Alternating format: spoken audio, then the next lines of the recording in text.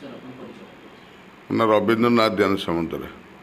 କ'ଣ କହିବେ ବର୍ତ୍ତମାନ ଆପଣଙ୍କର ଯେପରି ନିର୍ବାଚନ ମଣ୍ଡଳୀରେ ଏତେ ଲୋକ ଥିଲେ ମଧ୍ୟ ଆପଣଙ୍କୁ ପ୍ରାର୍ଥୀ ଚୟନ କରିଛି କଂଗ୍ରେସ ପ୍ରାର୍ଥୀ ରୂପେ ତା'ର ମୂଳ କାରଣଟା କ'ଣ? ମୂଳ କାରଣ ହେଲା ମୋ ବାପା ଜଣେ କଂଗ୍ରେସ ଲୋକ, ଆମେ ପରିବାର କଂଗ୍ରେସ ଲୋକକୁ ଚୟନ କରିଛନ୍ତି। ମୁଁ ଲୋକଙ୍କର ଟିକେ କାମଧାମ କରେ, ଯେତେବେଳେ ଯିଏ ଆସନ୍ତି କି ସୁଖ ଦୁଃଖରେ ଭାଗିଦାର ହୁଏ, ପ୍ରତ୍ୟେକ କଥାରେ ମୋତେ ଟିକେ ସବୁ କୁହନ୍ତି, ଦୁଃଖ ସୁଖ ତାହା କୁହନ୍ତି। ମୋ ସ୍ୱାସ୍ଥ୍ୟ ଟିକେ ଖରାପ ହେଲା ପରେ ମୁଁ କୌଣସି ଜାଗାକୁ ଯାଇପାରିନଥିଲି, ତଥାପି ମୁଁ ସମସ୍ତଙ୍କ ସେବାରେ ଥିଲି, କାମ କରୁଥିଲି। ଏଇ ତଥ୍ୟ AICC ପାଖରେ ଥିଲା, PCC ପାଖରେ ଥିଲା, DCC ପାଖରେ ଥିଲା। ମୁଁ ଆପ୍ଲାଏ ମଧ୍ୟ କରିଥିଲି, କଂଗ୍ରେସ ପାର୍ଟିରୁ ଅନଲାଇନ୍ରେ ଆପ୍ଲାଏ କରିଥିଲି।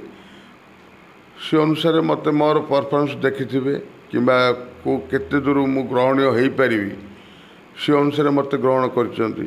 ତେଣୁ ମୁଁ କଂଗ୍ରେସ ପାର୍ଟିକି ସୋନିଆ ଗାନ୍ଧୀ, ରାହୁଲ ଗାନ୍ଧୀ, ମଲ୍ଲିକାର୍ଜୁନ ଖଡ଼ଗେ, ଶରତ ପଟ୍ଟନାୟକ, ଅଜୟ କୁମାର, ସମସ୍ତ ମୋ ବାପା ଚିନ୍ତାମଣି ଧ୍ୟାନ ସାମନ୍ତରା, ମୁଁ ଇଏ କରୁଛି। ଆଉ କ'ଣ ଅଛି? ଜାତୀୟ ଦଳ ହିସାବରେ କଂଗ୍ରେସ ପୁରୁଣା ଦଳ, ଜାତୀୟ ଦଳ ଆପଣଙ୍କୁ କେଉଁ ରାଜ୍ୟର କଂଗ୍ରେସ ଦଳ ଆପଣ ସହଯୋଗ କରିବେ? କାର୍ଯ୍ୟରେ କେଉଁ ଦଳ ଆସିବ ଆପଣଙ୍କର ଏଇ ରାଜନୀତି? ବର୍ତ୍ତମାନ ଆସିଲେ ଆମେ ଶରତ ପଟ୍ଟନାୟକ କହିଛନ୍ତି 9ରୁ 90 ଆମେ କରିବା। କଂଗ୍ରେସ ଦଳ AICC ସେ ଦାୟିତ୍ୱ ନେଇଛନ୍ତି କେମିତି 9ରୁ 90 ହେବ, ସେ ଚେଷ୍ଟା ସେମାନେ କରୁଛନ୍ତି। ସେମାନଙ୍କର ତାଙ୍କର ବିଭିନ୍ନ ସିଷ୍ଟମରେ ଯାଉଛନ୍ତି। ଆମ ଉପରେ ମଧ୍ୟ ଭରସା କରୁଛନ୍ତି, ଆମ ଲୋକଙ୍କ ଉପରେ ଭରସା କରୁଛନ୍ତି। କଂଗ୍ରେସ ଦଳ ତ ଗୋଟେ ବିରାଟ ଦଳ, କିଛି ଲୋକ ଦଳରୁ ଯାଇଛନ୍ତି, କିଛି ଲୋକ ଦଳରେ ମିଶିଛନ୍ତି, ସେଇଟା କିଛି ଫରକ ନାହିଁ ଆଜ୍ଞା।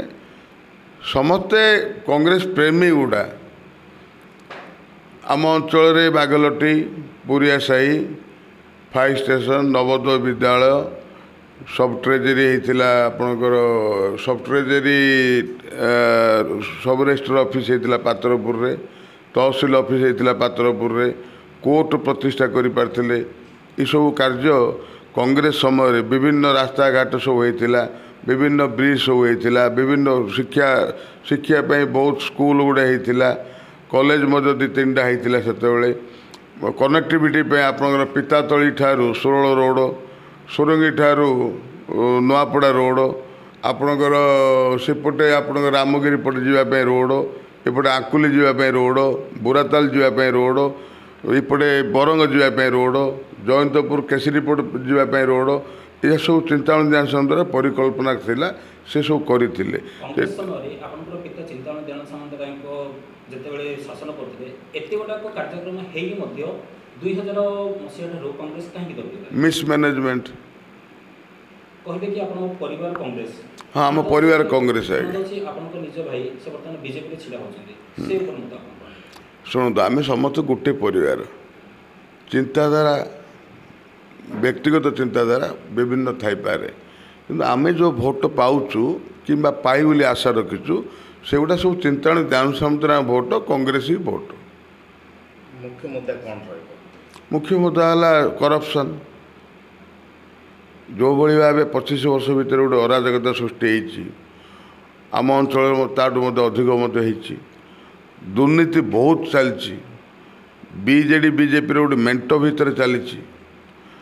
କେନ୍ଦ୍ରରେ ନବୀନ ପଟ୍ଟନାୟକ, କେନ୍ଦ୍ରରେ ନରେନ୍ଦ୍ର ମୋଦି, ରାଜ୍ୟରେ ନବୀନ ପଟ୍ଟନାୟକ, ଏସବୁ ତାଙ୍କ ଭିତରେ ମେଣ୍ଟ ରହୁଛି। ଫଳରେ ଆଜି ଦେଶର ଅବସ୍ଥା କ'ଣ ହେବାକୁ ଯାଉଛି? ଆଜି ରସୁଣ କିଲୋ 400, ଡାଲି କିଲୋ ଆପଣଙ୍କର 200 ଟଙ୍କା ହେବାକୁ ଗଲାଣି ହେଲା। ସୁନା ତୁଳାଟି ଆମେ କିଣିପାରିନେ, ଗରିବ ଲୋକ 75,000 ଟଙ୍କା ହେଲାଣି। GST ପକେଇକି ଆମର ନୟାନ୍ତ ହେଇଗଲେ, GST ଦେଇଦେଇ ଆମେ ନୟାନ୍ତ ହେଇଗଲେ। ଗ୍ୟାସ୍ ସିଲିଣ୍ଡରଟି କିଣିବା ଆପଣଙ୍କର 1000 ଟଙ୍କା 1200 ଟଙ୍କା ହେଉଛି। ଗରିବ ଲୋକ ଚଳିବେ କେମିତି? ଭୋଟର୍ସମାନଙ୍କ ପାଇଁ କ'ଣ କହିବେ? ବର୍ତ୍ତମାନ କଂଗ୍ରେସ ଦଳକୁ ଭୋଟ ଦେବା ପାଇଁ ମୁଁ ଅନୁରୋଧ କରିବି। ବର୍ତ୍ତମାନ ଆପଣ କହିଲେ ସବୁଯାକ ଜିନିଷରେ ବଜାର ଦର ଘୋ ଘୋ ହୋଇପଡ଼ିଛି। ବଜାର ଦର ଘୋ ଘୋ ହୋଇ ପଡ଼ିଛି। କୃଷକମାନଙ୍କୁ ଠିକ୍ ଭାବେ ତାଙ୍କର ପ୍ରାପ୍ୟ ପାଇପାରୁନାହାନ୍ତି। କୃଷକମାନେ ଦିଲ୍ଲୀ ବର୍ଡ଼ରକୁ ଆସିଲେ ତାଙ୍କୁ ସେମାନେ ଘୋଡ଼ଉଛନ୍ତି। ତାଙ୍କୁ ହଇରାଣ କରୁଛନ୍ତି ଆନ୍ଦୋଳନ କରିବାକୁ ମଧ୍ୟ ଏ ଯେଉଁ ବିଜେପି ସରକାର ଆନ୍ଦୋଳନ କରିବାକୁ ମଧ୍ୟ ଲୋକଙ୍କୁ ସହଯୋଗ କରୁନି ଯେଉଁମାନେ ବିଜେପି ଦଳର କଥା ଶୁଣୁଛନ୍ତି ସେମାନେ ଏନ୍ଡିଏ ମେଣ୍ଟରେ ରହୁଛନ୍ତି ଯେଉଁମାନେ ବିଜେପି ଦଳର କଥା ଶୁଣୁନାହାନ୍ତି ତାଙ୍କୁ ଜେଲରେ ମାରୁଛନ୍ତି ଏଇଟା ଗୋଟେ ସମ୍ବିଧାନ ବିରୋଧୀ ଦଳ ଗଣତନ୍ତ୍ର ବିରୋଧୀ ଦଳ ଯଦି କଂଗ୍ରେସ ଶାସନ କରିବ ତାହେଲେ ଯେଉଁ ବଢ଼ିଥିବା ରେଟ୍ କ'ଣ କମିପାରିବ ଶୁଣନ୍ତୁ ମନମୋହନ ସିଂ ଥିଲାବେଳେ ସେ ସବୁ ନିଶ୍ଚିତ ଭାବେ ତାକୁ ଇଏ କରିଥିଲେ ମାନେ ଷ୍ଟେବୁଲାଇଜ୍ କରିକି ରଖିଥିଲେ ମନମୋହନ ସିଂର ପରିକଳ୍ପନା ପ୍ରଣବ ମୁଖାର୍ଜୀଙ୍କର ଦିଗ୍ଦର୍ଶନ ଥିଲା ସୋନିଆ ଗାନ୍ଧୀଙ୍କର ଚିନ୍ତାଧାରା ଭିତରେ ଏ ସବୁ କାର୍ଯ୍ୟକ୍ରମ ସବୁ ହେଇଥିଲା ଆପଣ ଫୁଡ୍ ସିକ୍ୟୁରିଟି ଆକ୍ଟ କ'ଣ ପାଇଁ ହେଇଥିଲା ଗରିବ ଲୋକ କିଏ ନ ମରନ୍ତୁ କ୍ଷୁଧା ରହିକି ନ ମରନ୍ତୁ ଆପଣଙ୍କର ଜିଏସ୍ଟି ମନମୋହନ ସିଂର ପରିକଳ୍ପନା ଆପଣଙ୍କର ଆଧାର କାର୍ଡ଼ ମନମୋହନ ସିଂର ପରିକଳ୍ପନା ସେତେବେଳେ ଏମାନେ ବିରୋଧ କରୁଥିଲେ ଏଇସବୁ ପ୍ରୋଗ୍ରାମକୁ ବିରୋଧ କରୁଥିଲେ FDI ମନମୋହନ ସିଂଙ୍କ ପ୍ରୋଗ୍ରାମ ଥିଲା ଯେଉଁଟାକି ଫରେନ୍ ଇନଭେଷ୍ଟମେଣ୍ଟ ଆସିଲା ଆମ ଇକୋନୋମିକାଲି ଆମେ ବଢ଼ିଆ ଷ୍ଟ୍ରଙ୍ଗ ହେବା ବୋଲିକି କ'ଣ ହେଲା ସେତେବେଳେ ଏଇ ବିଜେପି ବାଲା ତାଙ୍କୁ ସବୁ ବିରୋଧ କରୁଥିଲେ ଏବେ ସେଇ ବିଜେପି ବାଲା ସେଗୁଡ଼ା ସବୁ ଆଦ କରିକି ମିଛ ପ୍ରଲୋଭନ ମିଛ ପ୍ରତାରଣା ମିଛ କଥା କହିକି ଲୋକଙ୍କୁ ବୋକା କରି ଲୋକଙ୍କୁ ରଖିଛନ୍ତି ଖାଲି କେବଳ ମିଡ଼ିଆ ମ୍ୟାନେଜମେଣ୍ଟ ଚାଲିଛି ସାଧାରଣ ଜନତା ମୋ ବାପାଙ୍କୁ ଦେଖନ୍ତୁ ଆମ ଅଞ୍ଚଳର ସେ କରୁଥିବା ଉନ୍ନତି ଦେଖନ୍ତୁ ଆଉ ଯାହା ଯାହା ରହିଯାଇଛି ଧରନ୍ତୁ ପିଇବା ପାଣିର ସମସ୍ୟା ଅଛି ସ୍କୁଲ ମାନଙ୍କରେ